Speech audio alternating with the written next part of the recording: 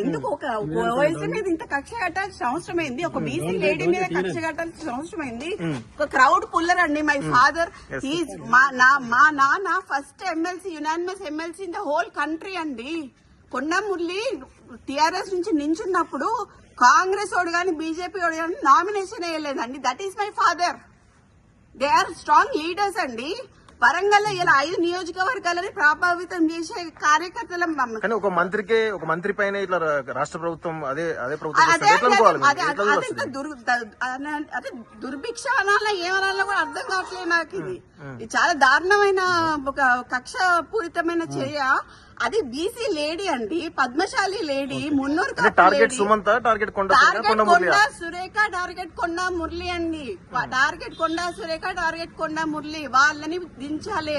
కొండా మురళికి ఎందుకు ప్రొటెక్షన్ ఇవ్వాలి? ప్రొటెక్షన్ తీసేస్తున్నారు, బందోబస్తు తీసేస్తున్నారు. మొన్నటిదాకున్న బందోబస్తు ఎందుకు తీసేస్తున్నారు? ముఖ్య కార్యకర్త ఉన్న నవీన్ రాజ్ అనే ఆయన ఎవరైతే ఉన్నారో ఆయనకి గన్మెన్లు తీసేసినారు. కొండల్ రెడ్డి, తిరుపతి రెడ్డి వీళ్ళకి ఎందుకు అండి గన్మెన్లు? నేను అడుగుతా, రేవంత్ రెడ్డి అన్నదమ్ములకు ఎందుకు గన్మెన్లు? ఎందుకు? మాకు ఒకవేళ మా ముఖ్య అనుచరుడు ఆయనకు యాక్చువల్లీ మర్డర్ అటెంప్ట్స్ ఉన్నాయి, ఆయనకి థ్రెట్ ఉంది, ఆయనకు తీసేసిండ్రు. అడిగితే మాకు ఇయ్యరు గన్మెన్లు. మరి తిరుపతి రెడ్డికి, కొండల్ రెడ్డికి ఏమున్నాయండి?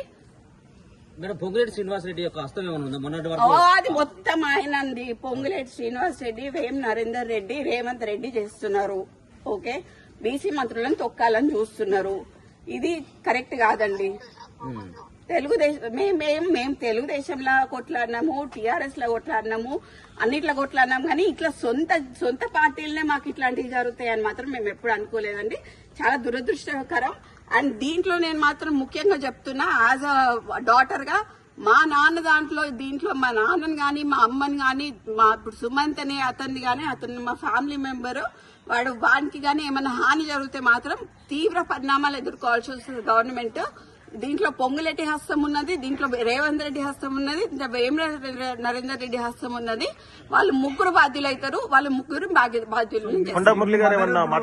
మినిస్టర్ గారే కదా, ముఖ్యమంత్రికి గానీ మిగతా మంత్రులకు ఏమైనా ఫోన్ చేసే ప్రయత్నం చేయాలి. ఉత్తమ్ కుమార్ రెడ్డికి ఫోన్ చేశారు సార్. ఉత్తమ్ కుమార్ రెడ్డికి ఫోన్ చేస్తే మాకేమని ఇచ్చారు? ఉత్తమ్ కుమార్ రెడ్డి ఇచ్చారు, కంప్లైంట్ అని చెప్పారు.